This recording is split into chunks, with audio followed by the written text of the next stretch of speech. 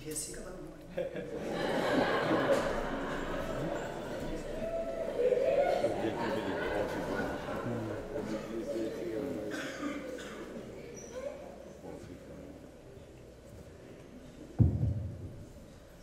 Nagawa kayo hunduma Kenya kabayatu. Attam jirtu fayyaa keessanii. Galanni Waaqayyo Waaqa jiraataa haa ta'u attam jirtu naguma. Baga nagaa taatan. Baga nagaa taatan. Baay'een gammada isin gidduutti argamu kootiif duraan dursa Waaqayyoon sabbaa maasii ta'e maasisaa keessa nama dhaabu galateeffachaa taansee immoo gaggeessitoota waldaa kanaa luba malkaamuu fa'aa utuu nan beekin eeraa gabaabaasaa maalsaa utuu nan argin akkasumatti na afeeranii iddoo kanatti akka argamu na gochuu isaaniitiif Waaqayyo isaan haa eebbisu. Akkuma jedhame maqaan koo Fiqaaduu jedhama. Fiqaaduu Beenyaa Gan'aalaan jedhama. Maqaan gara biraa tokko hin qabu immoo tarii namoonni yeroo tokko seenii nan tajaajila waan ta'eef warri paaltoo keessan ta'uu jiraatan Shaaloom 77 nan beekama. Namni Shaaloom 77 warri beektan as keessa jirtu. Warra biyya wayyaa jechuudha namoonni baay'een hin hordoftan. Waldaa dhaladheen waggaa 8tti warri keenya gooftaa fudhatanii waldaa keessatti kan guddadhe. Dhaloonni koo gara Wallagguma keessa ta'e gara Geedorra gadi goraadii otoo fincaan ga'e naannoo Waayyuu jedhamudha. Wangeelli akka iddoo biraa dafee nu geenye barfatee dhufe immoo dafee immoo nu qaqqabe. Kanaaf gara waggaa 20 ergan waldaa keessa tajaajiluu jalqabe waggaa 28ffaa keessa jira.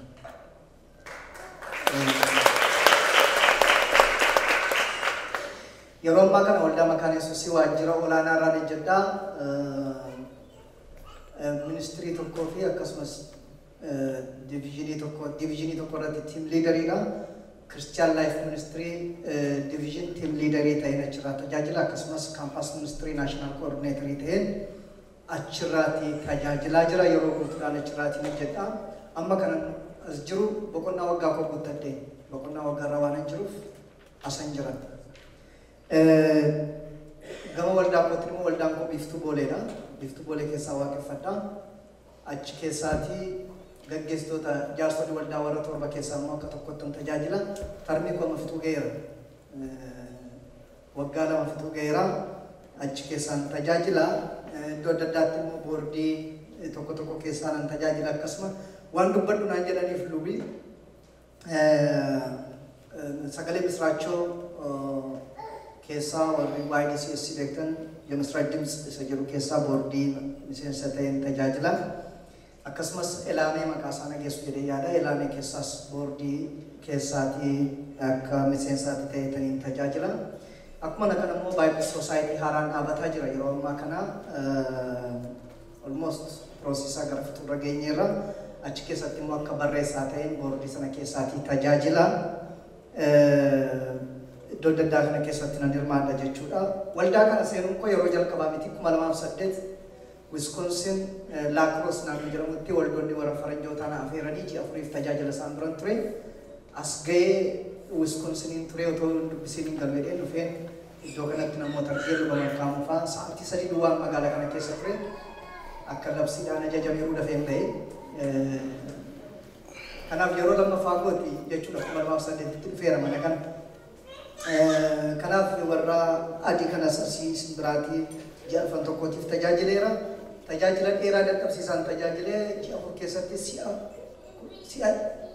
115 lallabe. Otoon biyya kootti akkana jedheeratee wangeelli baay'ee bal'aa ta'ee yaadee ture. Akkasumas waldoota adda addaa biyya keessa jiran nan tajaajila. Baay'ee kan iddoo tokkotti paaster naan jiru, iddoo tokkotti luba naan jiru, iddoo tokkotti abbaa wangeelaa naan jiru, amma kana keessaa tokko keessaa iyyuu qaban. Teoloojii baradheeraa barumsi qonni tokko teoloojiidha garuu caasaarra waan inni hojjetaa tureef waldaarra waan inni hojjenneef luban taane tajaajila baadiyyaa keessa tarii namoonni feesbuukii irratti baay'een hordofan jiru. Baadiyyaa keessa iddoo miilaan deemamu, iddoo fardaan deemamu, iddoo motoraan deemamu, iddoo baasii biyya keenya immoo isa wal yaabbatee namni warra taa'u irraan deemamu. Isaanis iddoo fagaate immoo qilleensarras deemee tajaajila akka kanattan tajaajilaa jira. Akkasumas reediyoo warra wangeelaa yeroo biraa darbu yeroo tokko tokko nan tajaajila. SBN jiru televezyiinii tokkos jira. Ammallee gidduutti jala dhaabate malee sarraas nan tajaajila. Akkuma kana immoo xinnoo waldaa keessaas ala bahuudhaan yeroo referendamii South Sudan All Africa Church Council'dhaan bakka bu'ee akka international observeriitti referendamii isaanii akka ilaalu carraa argadheera. All African Church Council'dhaan bakka bu'ee jechuudha. Akkasumas immoo yeroo ammaa kana waldaa koo bakka bu'ee waldaa Makaana Yesuusii bakka na dhiste dhimmoota waldaa Makaana Yesuusii ilaallatu gama mootummaan keessumaa farra malaammaltummaa Oromiyaa fi farra malaammaltummaa federaalaa keessatti waldaa bakka bu'eetanii aaktii godha. Iddoo waldaa waamamtutti dhaqee irratti hirmaachuudhaan nan tajaajila. Kana egaa waan keessatti hojjetaa jiru.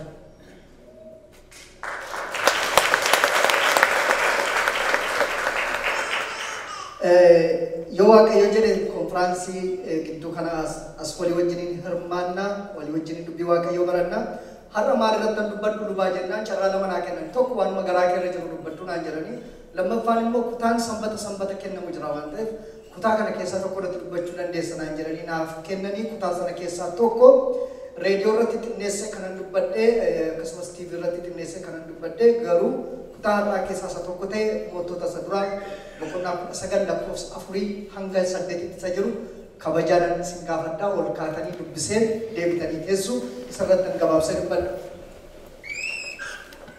Mootota isa duraa boqonnaa 9:4 hanga 8 akkas jedha. Ofii isaatii lafa onaa keessaa adeemsa guyyaa tokko erga deemee booddee muka akka dhadhaan isaa tokko jala hin taa'ee achittis ani abboota koorraa waan hin wayyoofneef amma nagaati yaa Waaqayyo na ajjeesi jedhee kadhate. Inni mukicha jala gadi ciisee rafaa otuu jiru kunoo ergamaan Waaqayyo tokko dhufee isa rurrukutee ka'iitii nyaadhu jedheeni yommus Eeliyaas dammaqee asii achi ilaalee bixxillee barbadaa ibiddaarra jiruuf bishaan cuggee tokko mataa isaa duratti arge. Ka'ees bixxillicha nyaatee bishaanichas dhugee deebi'ee rafe. Ergamaan Waaqayyoo sun si'a lammaffaa deebi'ee gara isaa dhufe. Isas rurrukutee ka'i karaan kee fagoo waan adeemtuuf ka'iitii nyaadhu jedheeni. Eeliyaas yommus ka'ee hin nyaate. Inni dhuges humna nyaaticha kennameefiinis guyyaa 40 halkan 40 hamma Siinaa tulluu Waaqayyootti adeeme. Ameen. Kadhanna. Waaqayyo galanni siif haa ta'u. Situ Waaqadha. Situ hundumaa danda'a. Beekaaf wallaalaa xinnaaf guddaatu bilbeeffatee situ sagada. Addunyaa kanarra kan jiru har'a biliyoonatti kan lakkaaman namootiin hedduun Yesuus Kiristoos jedhanii maqaa kee waamanii si waaqeffatu. Si sagadu. Nuyi isaan keessaa carraa arganneerra bara baraan maqaan kee eebbifamu. Bara baraan maqaan kee oloolu haa jedhu. Ammas miilla kee jala jirra gurra keenyatti dubbadhu. Gurra keenya isa bakkee kana duwwaa miti. Isa keessatti ati dubbadhu. Isa si barreerra caalaatti akka si barruufatti nu gargaari. Isa si beeknurra caalaa akka si beeknuufatti nu gargaari. Maqaa gooftaa keenyaaf fayyisaa keenya Yesuus Kiristoosiin. Ameen.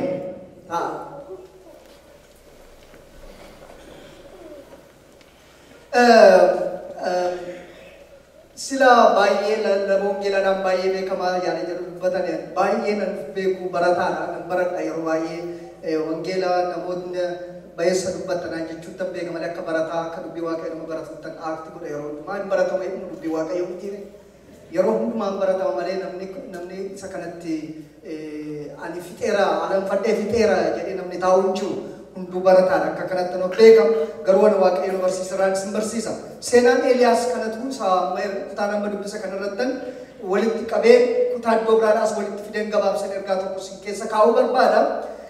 Eeliyaas kutaa kana keessatti gara booddeetti seenaa isa wajjin jiruu fi gara fuulduraatti isa jiru baranni jiraate xinneessinee ilaalla. Baranni jiraate bara rakkisaa bara raajoonni ijoolleen waaqayyo billaadhaan ciramanii dhuman bara Elzaabeeliif Ahaab mootummaa Israa'el irratti olaantummaa fudhatanii olaantummaa waaqayyo lafatti garbuutan bara sana keessa nama jiraataa turedha.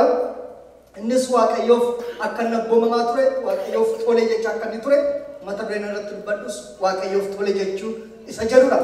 Kaayyoon lallaba kanaa waaqayyoof tole jechuun jireenya mo'ichaa akka nama jiraachisu beelaachuu waan tokko sinirraan barbaadu lallaba kanarraatii kan isin fudhatanii akka isin baatan barbaadu waaqayyoof abboomamuun jireenya mo'ichaa nama jiraachisa.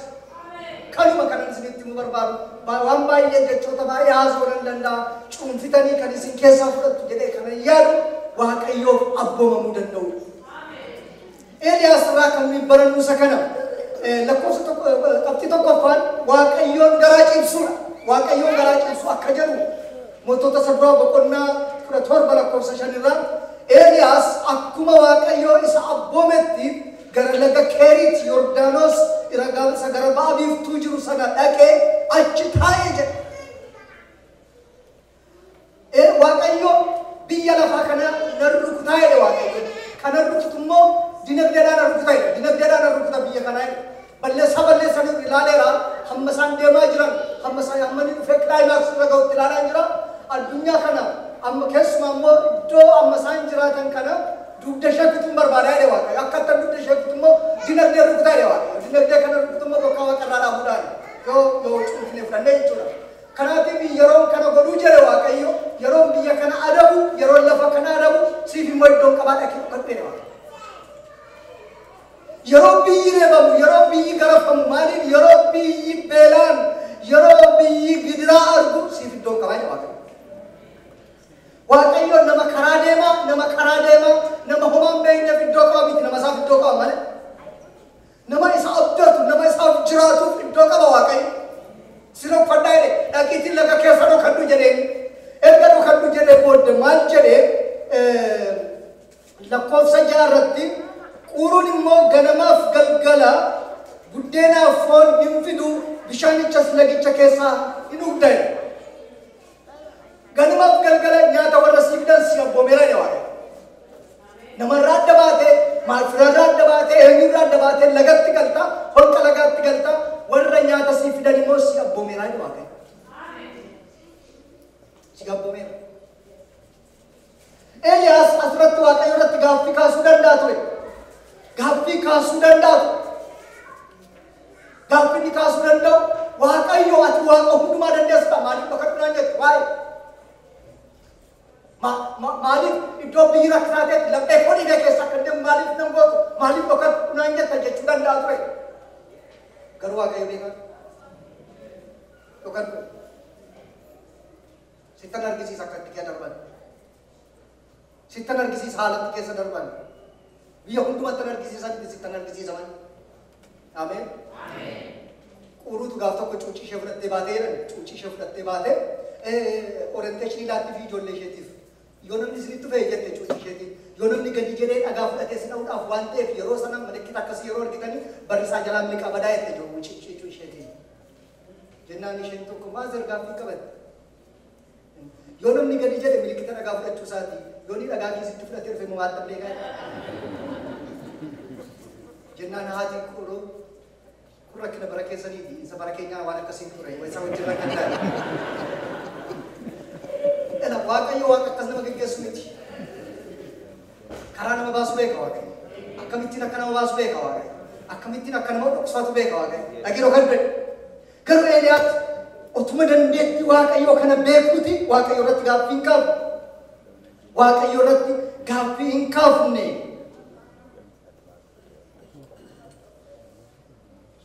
Gaaffii iddoo laga keessa dhokachuu gaaffii lammaffaan immoo allaattii kana allaattiin kun allaattii kakuu moofaa keessatti xurooftuu jedhamtudha. xuroof fudhaan akkamitti na soortaa jenne waaqayyooti. Quruutu sibiilee si nyaachisan mana afiddoon.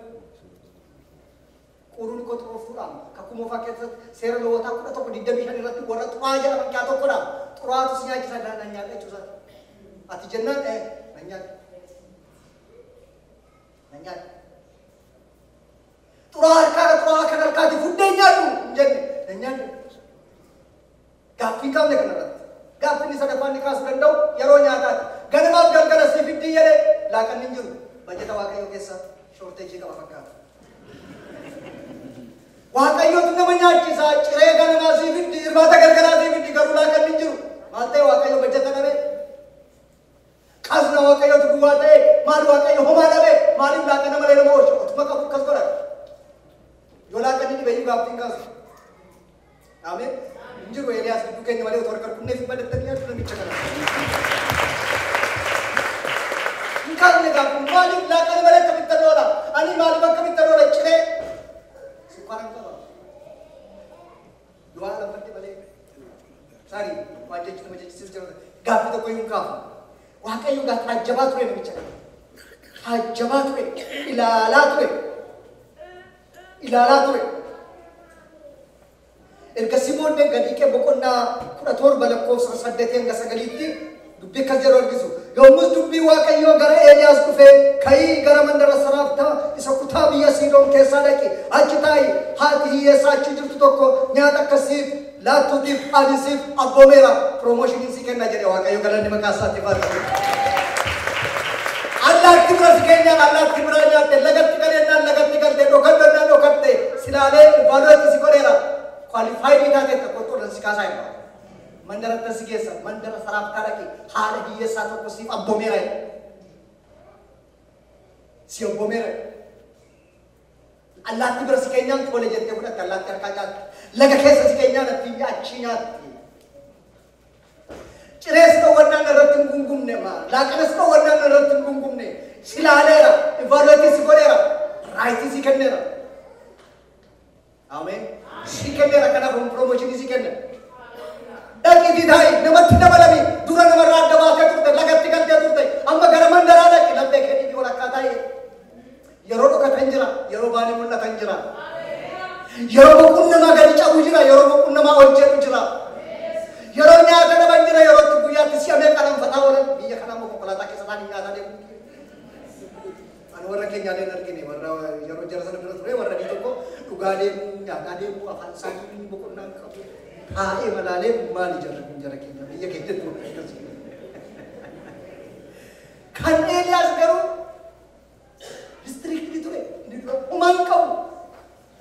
Isa yumma quuroon fiddee dhuftu kana appitaatii maal nama banadana keessa yoo laaltan isa isheen qeensaan fiddee lafa namaa buutu kana duraatti kan harkaa fudhanii nyaachuun akkamittiin appitaatiin namaayyuu tole jedha. Nama nyaata Eeliyaas namni waaqayyo. Ameen. Ani allaattiin laala osoo ta'in isa allaattii garas dhabatee allaattii ajajuun laala. Ameen. Galanni waaqayyo haa ta'u. Isa allaattii gama jiru isa allaattii ajajuun laala. Dhaaqi jedhe.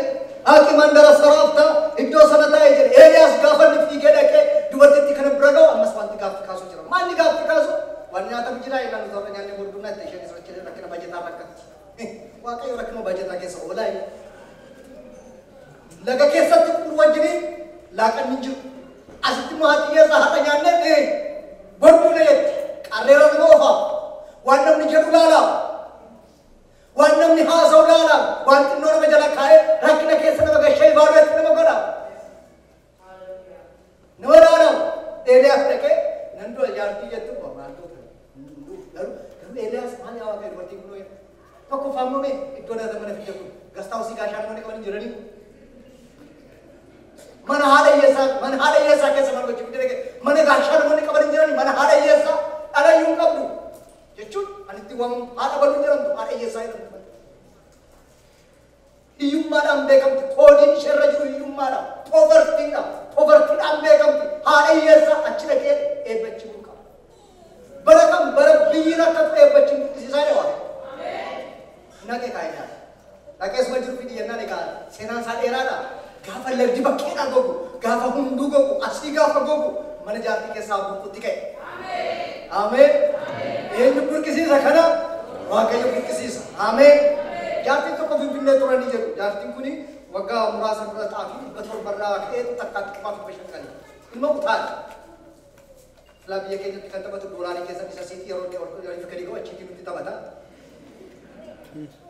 Jaartiin akka durii biyyi nagaadha seenii barandaa namni amma jechuudhaan xaafii kiiloo 25 sarara ga'eera. Jedhan jaartii. Xaafii qifaaf bashannaniira. Achuma dhaabatanii mataa raasanii alan qabu mana gargaaruu qabu.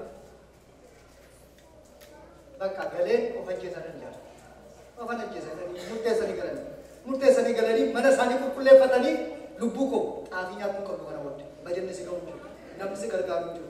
Garaa guddatanii mana isaanii qulqulleeffatanii qodaa isaanii qaqqadaaddatanii qopheeffatanii namni reeffa isaanii kaasuu dhufu akka isaanii taajjabuu jedhanii qopheeffatanii ergasii booddee murteessanii elektirikii qabachuudhaaf dhagaanii lubbuu garaa guddatti bakka jireenyi jiru garaa guddatti dhagaanii elektirikii gaggam yeroo godhanii ibsaan jiru.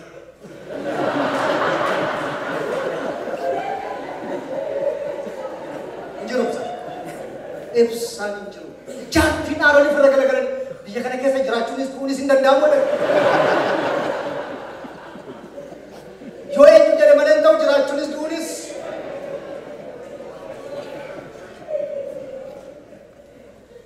yoonni gubbaadhaan murteesse malee jiraachuunis du'uunis tasan ta'u. Ameen. Kanatti amantuu namni koo isaatiin malee waan tokko waan ta'u maqaan Waaqayyoo kan haa ta'u. Bishaan gurguddaan laficharraa goge wanni nyaatamu lafarraa bade wanni dhugamu lafarraa bade mana dhayyeessaa keessaa eebbi gurgutti ka'eega. Ameen. Hin fooyyesseefi Waaqayyo. Ergasii booddeen darbe kutaadhaatti yeroo dhufnu kutaadhaa bira yeroo geenyu inni mukicha jala gadi ciisee rafaa otuu jiru kunoo ergamaan Waaqayyoo tokko dhufee isa rurrukute ka'iitii nyaadhu jedheeni jedha. Dura allaatti erge lammaffaa irratti nama erge sadaffaa irratti ergamaa isaa erge Waaqayyo. Kun immoo isa guddina gaariidha. Kallisanii jala promoshiniin Waaqayyoo deklaayinii gochaa deema miti. Gajjallaadhaa ka'eetu ol ka'aa deema. Ururru jalqabaa ol deema gara walitti maqaan Waaqayyoo eebbifamu. Inni dura allaatti wajjin laga keessa taa'u bara allaatti hin darbe. Inni dhokatanii ta'an hin darbe. Inni mandara keessa dhaqanii mana dhayyeessaa keessa ta'anis amma immoo hin darbe. Ergamaa Waaqayyoo dhufee ka'ee jedhe. Maa inni jennaan gaafa garagalee ilaalu haadha hiyyeessaa miti. Extraordinary. Haadha hiyyeessaa miti kun. Anda abjuudhaadhaa deemaa ergamaa Waaqayyooti ka'iitii bixxillee nyaadhu deema. Inni bara allaatti dabarsee ergamaa isaa namaa ergu Waaqayyo maqaan isaa barbaraan kan eebbifame haa ta'u. Ameen. Maqaan isaa eebbifamu. Giramaa taa'isii yoo gootanii ergamaa Waaqayyoo kun bixxillee baatee bishaan baatee dhufe bishaan immoo cugeetti baatee dhufe amma karaatti yoo dhuftanii ergamaa Waaqayyoo kun bixxillee baatee bishaan baatee deema. Eessa dhaqxe yoo jettanii nama Waaqayyoo tokkotu muka jira isaaf baatee deema jira.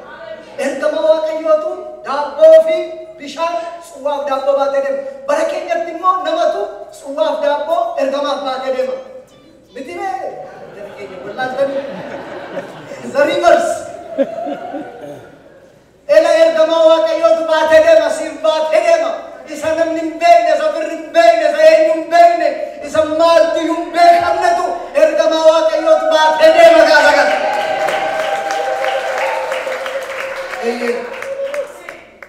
Baatiin ka'iitii nyaadhu deema. Nyaata inni nyaachise kanaan immoo guyyaa 40 harka 40 deemeera jaanki fuudhii miti. Nutrition isaa haayidha. Full of carbohydrates. Nyaata gaafa tokko nyaateen halkan 40 guyyaa 40 kaalooriin isaa bakka gubatee dhuma kee. Nyaata waan mantaanii galabaa kana jala deeqe miti. Nyaata mi'aa gubbaadhaan fidee dhufe qaba. Ameen. Inni gubbaa jaankii qabu. Ameen. Galanni Waaqayyoo haa ta'u. Galanni Gooftaaf haa ta'u. Nyaate.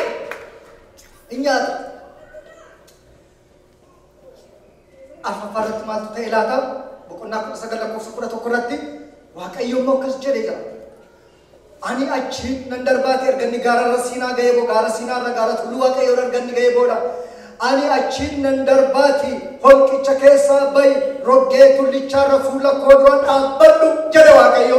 Dura allaatti erge, ittaansee haadha hiyyeessaa erge, ittaansee ergamaa erge. Alfa parratti na tofi kosin fayda waaqa. Beellamni kana wajjin roggee tulluurratti qabnu allaatti wajjin miti haadhiyyeessaa wajjin miti ergamaa wajjin miti fuulaan fuulatti walii wajjin haasofna roggee tulluu tolbee jedhe waaqayyo. Inni bowwaa keessa dhokadhu jedhe amma roggee tolbee jedhe. Argitanii jara keenya yeroo dhokatan jira yeroo roggeetti baanii mul'atan jira yeroo tulluutti baanii mul'atan jira yeroo baanii mul'atan jira. Promotionii waaqayyo isa kana achitti kootu jedhe. World players keessatti sin argitan baay'ee isinitti tola yeroo laga keessa dhaqii dhokadhu waa'ee laga keessa yeroo haasa'u dhaqiitii dhokadhu deemi. Mana dhiyyeessaa immoo dhaqii taa'i jedhe. Ergama waaqayyo immoo dhufee kaa'i jedheeni waaqayyo immoo dhufee dhaabbadhu.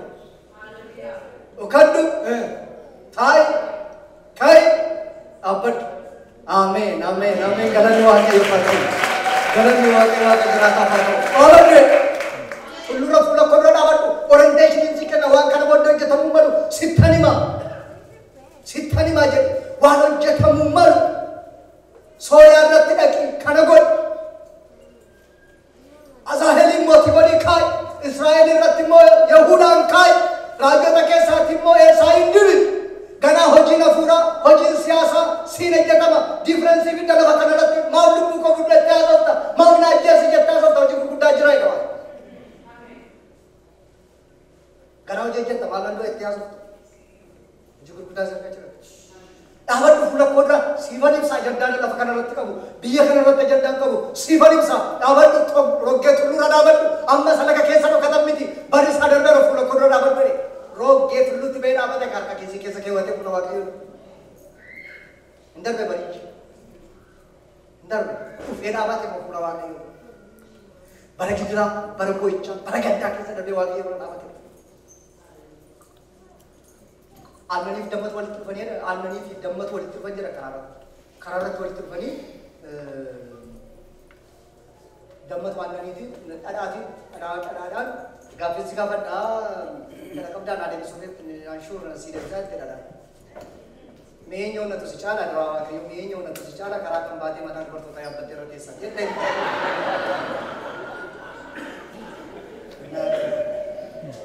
Ati kana beektuu jette dhadhaan. Anu beeku meenatti niyyatti dabbe. Ela seenaa koo sitti nama keessa kabinaa dhaggeeffate. Gaafuma sa'a keessaa ganda baasan miidhanii ganda baasan.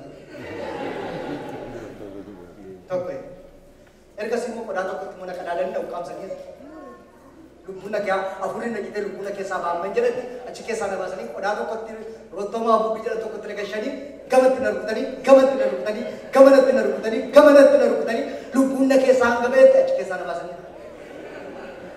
Ergasii booddee immoo dubartoonni immoo achi immoo walitti qabanii kabalaadhaan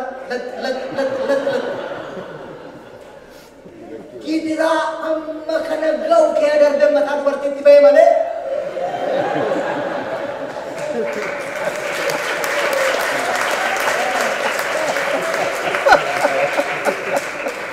Anaana nyaatu godaadhaa fi gadi mataatti ba'u seete rakkina keessa darbanii mate gatii baasanii mate.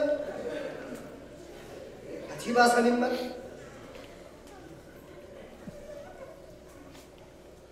shanafarratti mootota lama boqonnaa lama lakkoofsa 11 utuu isaan waliin wajjin haasaa adeemanitti Elsaa'i wajjin konkolaataa biddaa fardeen biddaa wajjin dhufanii isaan lamaan gargar baasanii yommus Eeliyaas qilleensa jabaadhaan gara waaqaatti ol hin sokkee levelii shanaffadha hin sokkee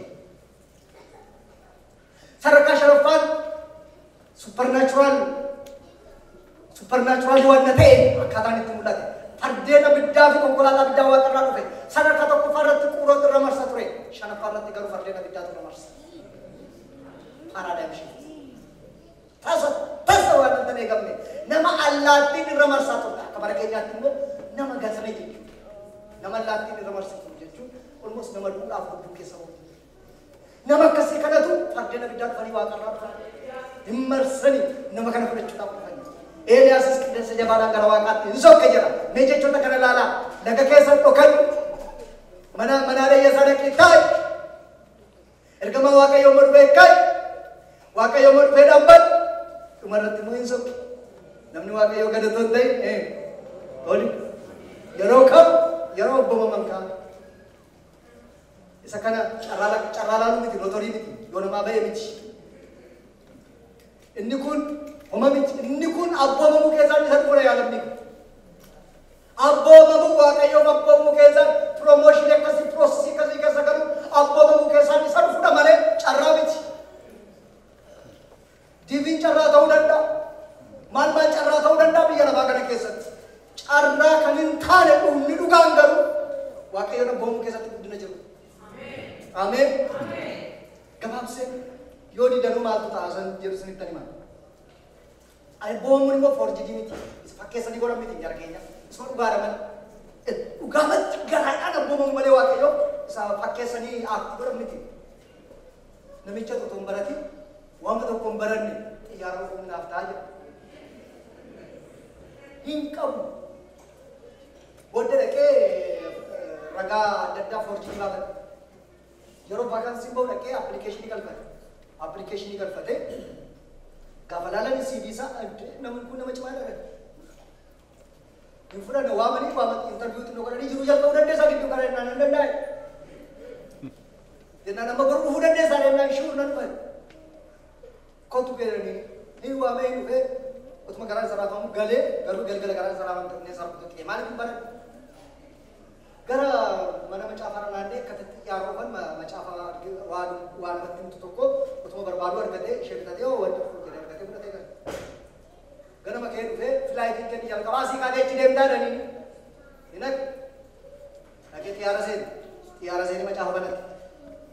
Yoo iddoo kana tuqxee motora kaa'e hin ga'e motora. Yoo ishee kana tuqxee immoo achumatti humna isaa dabalataa hin tuqeen dabalata. Yoo isa kana akkas goote immoo iyyuu lafarra su ta'ee qajeelaa gaafa tuqu cheekii goonaan deemaa jira. Ergasii booddee isa kana tuqxe immoo hin fiiga lafarraa hin godhee ergasii booddee yoo kana tuqxe immoo lafa gadhiisa naan hin gadhiise gaafa ka'u sokkeera lafarra gadhiise. Yoo isa kana samiirra ga'e immoo yoo kana tuqxe akkas jallata yoo kana tuqxe akkas jallata hin ta'eef ilma ta'e. Osuma akkas dubbisaa deemuun marra ga'e macaafichi maal jira akkamitti xiyyaara waaqarraa akka buusan immoo macaafa saxxaan duratti baasan.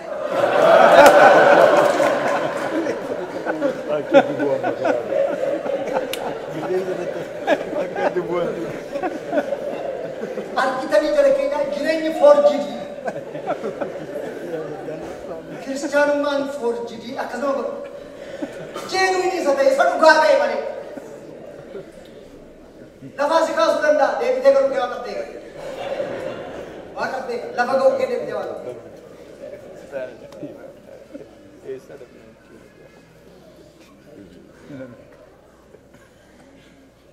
Yoonaas immoo faallaa namicha kanaa ture. Yoonaas gara Nanawwee dhaqi jedhe waaqayyo. Yoonaas gara Nanawwee dhaqi jennaan Yoonaas boqonnaa tokko lakkoofsa sadii irratti Yoonaas garuu isa dhiisee fuula waaqayyo dura mandara Tarshiisitti baqachuudhaaf ka'ee mandara Yoopheetti gadi bu'e. Yoonaas immoo maal ta'e? Gadi bu'e ji'oogiraafikali. Eeliyaas waaqa gadi buuse. Yoonaas harkaan of buuse. Isa waaqayyo gadi buuse waaqa deebisa. Isa ofiisaa gadi bu'e jechuudha. Garaagarummaan isaa akkas lachuu gadi bu'uudhaan jalqabanii. Eeliyaas gadi bu'e gadi buuse waaqayyo gadi buuse. Bu'ii gadi siin deebisa. Yoonaas garuu ofiisaa Yoopheetti gadi bu'e. Gadi bu'uudhaan jalqabe. Maaliif gadi bu'e? Maaliif tagartan Nanawwee dhaqu jedhe Nanawwee immoo jibba siyaasaa irraa kan ta'e. Maaliif warri Asoor dhufanii Israa'eliitiin miidhu waan ta'aniif Israa'eliin rukutu weeraruu waan ta'aniif jibba isaanii qaba. Kanaaf saba jibbu kanatti dhaqee dubbachuun barbaadu. Ayidooloojii jibbuu dideetti nama jibbe. Kan jibbamu nama otoo hin ta'in ayidooloojii. Namni jibbamu. Inuma jibbe saba. Isee baqatee qajeele. Tarshiisitti gadi bu'e. Waan nan taane baatee deema. Waan waaqayyoon jaalanne baatanii hin deemnaa saba. Waan waaqayyoon jaalanne baatanii hin deemu. Garaa isaa keessatti ergama waaqayyoo fakkaata garuu jibba baatee deema. Jibba namaaf qabdu taata. Biyyaa keessanii, ollaa keessanii maaliif jibba qabdu laata? Baatanii hin deemina.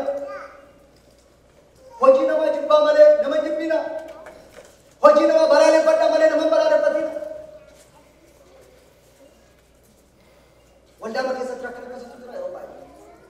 Namichatu kaalsii miiccatu. Kaalsii isaa miiccatu turre. Yeroo waajjira isaa ol seenanii foolii kaalsii isaa dubbatti nama darbata. Gaaf tokkotti gaafatamaan isaa dhaqeetti ati rakkina tokko qabda garuu bor wal ga'ii deemna nu qaanessi kaalsii kee miiccatu dubbatti wajji wal ga'ii dhaqna silaallaa ta'u wal ga'ii tokko wajjin deemna kaalsii kennuu micha dhufu kun qaanes ta'e jennaan yaada isaa fudhatee galee gara maqaa wal ga'ii dhufanii wal ga'ii dhimma ajaa'iba wal ga'ii namicha taa'ee itti gaafatamaan isaa nyaata yeroo tiibireekii ba'een itti malee yeroo tiibireekii gadi ba'e siyaa qaanes maalii qaanes kaleessa kaalsii kennuu micha dhufu hin jennee maalan godhee daawwannu kaalsii haaraa bitadhee bitee isa sana yoo ilaalu barbaadde mukuu kiisii koo keessa jira.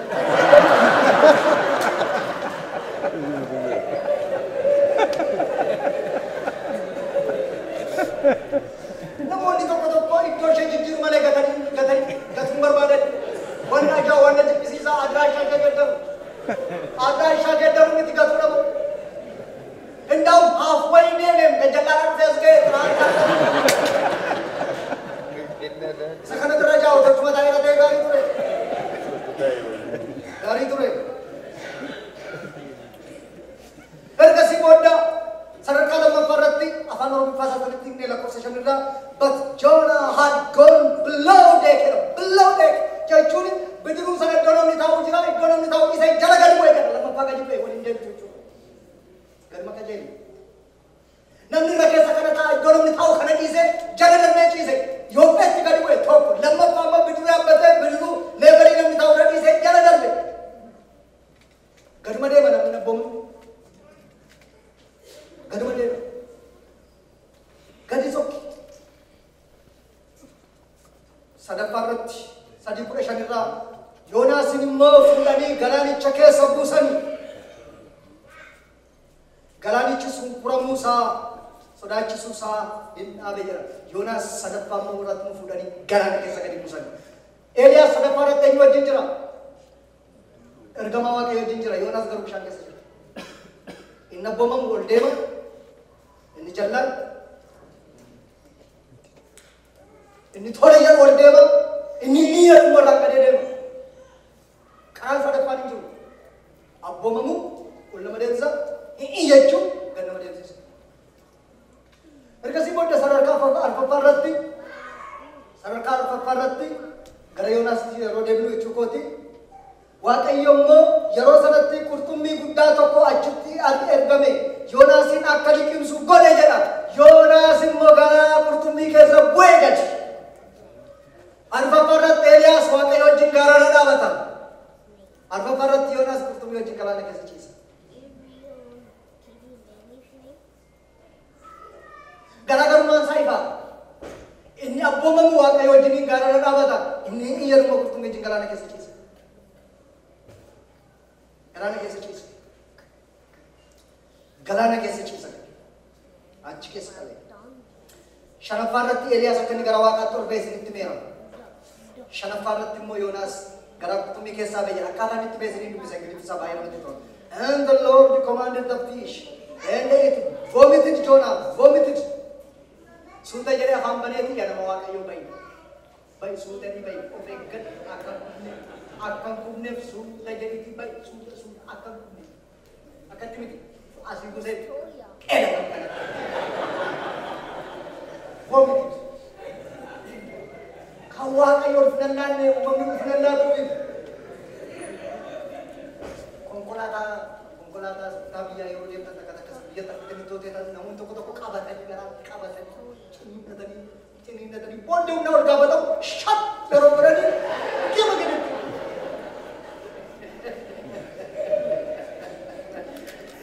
Garaama qurxummii buna gaallaa namichi goomiitti godhe gadi ba'ee achisee darbatee jechuudha nama kanatti. Yoo diraamaa ta'e si gootan gatan taraan kun machaan fudhachi jiwusii kana quufee. Eeliyaas ulfinaan qabee. Haleluuyaa. Ulfinaan qilleensa. Toli jedhi Waaqayyo bira dhaabatu.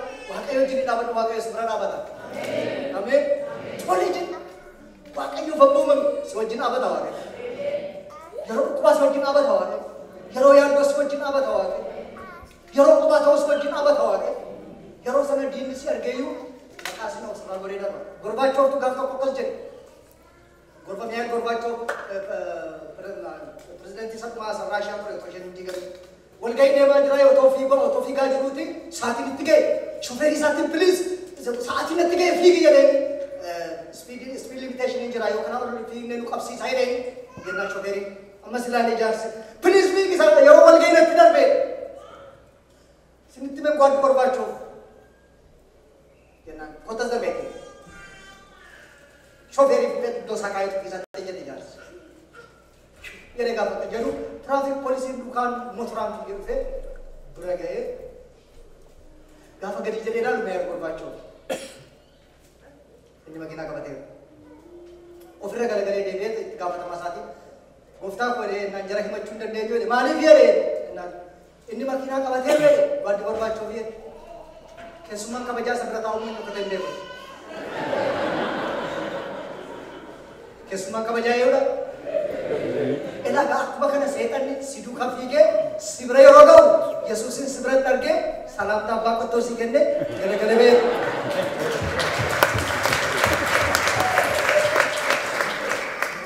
sadagenya wakaya mo kay Yesus amen pagkani wakaya mo kay Akarate yungara tijati yungara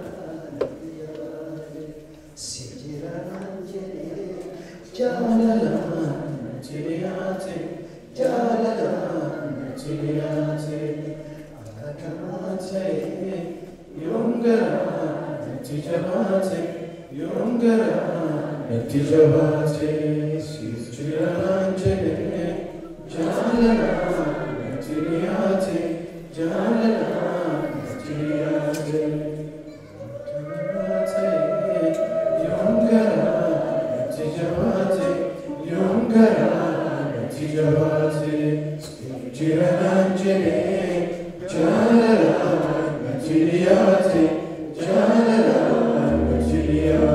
tiyate akarate yungara tijabate yungara tijabate sijiranje jalalan tiyate jalalan tiyate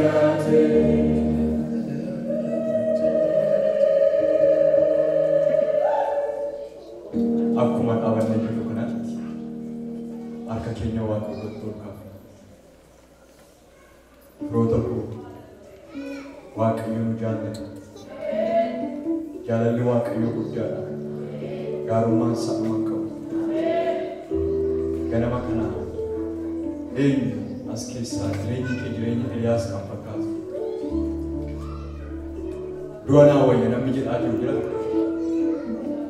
duana waya namni jid yujirate lakin dutu ila wari lakin dutu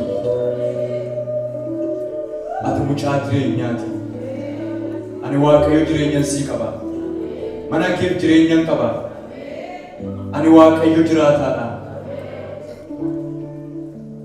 waqayoon akka dhageenya Hari waqayo tunu barbaada jiru waaqo jala mo kam fiigaa jiru mo jira nama akkasii sin barbaada waqayo yeroon kun yeroo waqayo anaaf isiniif kennedha gaarummaa waqayo jireenya keessan keessatti dhaggeeffadhaa dubbiin waqayo isinitti bu'eera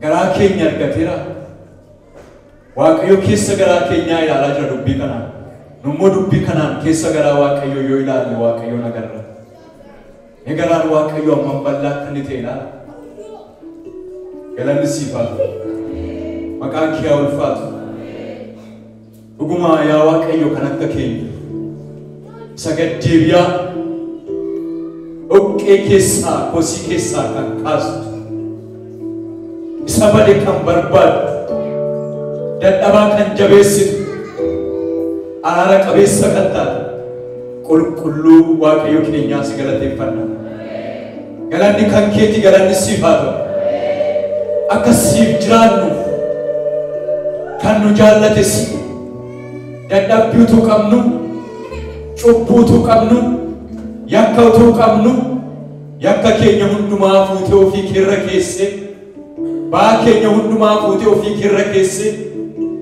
darbaa keenya hundumaa ofii keetti dabarte jireenya keessa jirru keessa isa jaalatamaa ilma kee gooftaa keenya Yesuus Kiristoos nu ilaaltee jennaan fuula keetti namoota mudaa hin qabne taanee argamne hafuura kanaanis fuula kee dhaabannee abbaa jennee akkas waammannuuf hafuura ilmummaa jireenya keenya keessatti dhangalaaste ati abbaa keenya maqaan kee haa eebbifamu galanni ulfinni siif haa ta'u dubbii nutti dubbatte sagalee kee jireenya keenyatti ergite gara mana keenyaa dhufte gara lubbuu keenyaa dhufte gara hafuura keenyaa dhufte gara meeffattee dhufte bara baraan maqaan kee haa eebbifamu Waaqayyo Waaqa Abrahaam Waaqa Isihaaq Waaqa Yaaqoob Waaqa raajotaa Waaqa qulqullootaa Yesuus Kiristoosin kan nu jaallatte kan ofii kee nutti mul'ifte gara keenya kan dhufte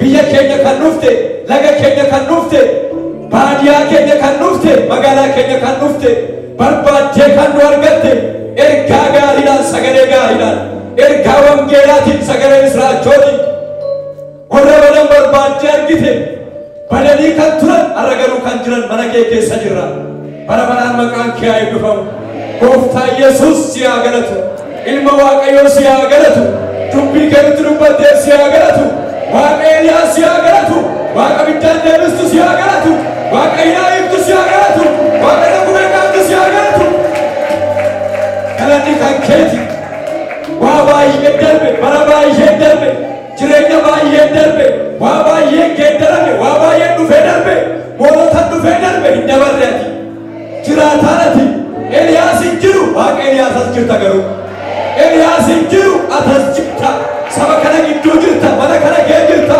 waldaa kana keessa jirta guddaa wajjin xinnaa wajjin beekaa wajjin wallaalaa wajjin jaarsaa wajjin jaartii wajjin dargaggeessaa wajjin dargaggeettii wajjin hunduma keenyaa wajjin jirta bifa hunduma keenyaa qabda amala hunduma keenyaa qabda kan ittiin nu buufattu qabda kan ittiin nu amansiistu qabda kan ittiin gara keenya dhuftu qabda kan ittiin ofii kee barsiistu qabda garaa jaalalaa qabda garaa araaraa qabda garaa dhiifamaa qabda yommuu ofii kee namatti mul'iftu namni si arga bara baraan maqaan kee haa eebbifamu hoolaa Waaqayyoo si haa galatu dubbii kee dhageenya fulfadhu namatti dubbii kee nutti dubbatte maqaan kee haa eebbifamu nama kana ammayyuu dabalii eebbisi saba kana eebbisi amantoota kana eebbisi ijoollee kee kana eebbisi waldaa kee kana eebbisi iddoo aarsaa kana eebbisi si kadhanna maqaa gooftaa keenya Yesuus Kiristoos. Amen.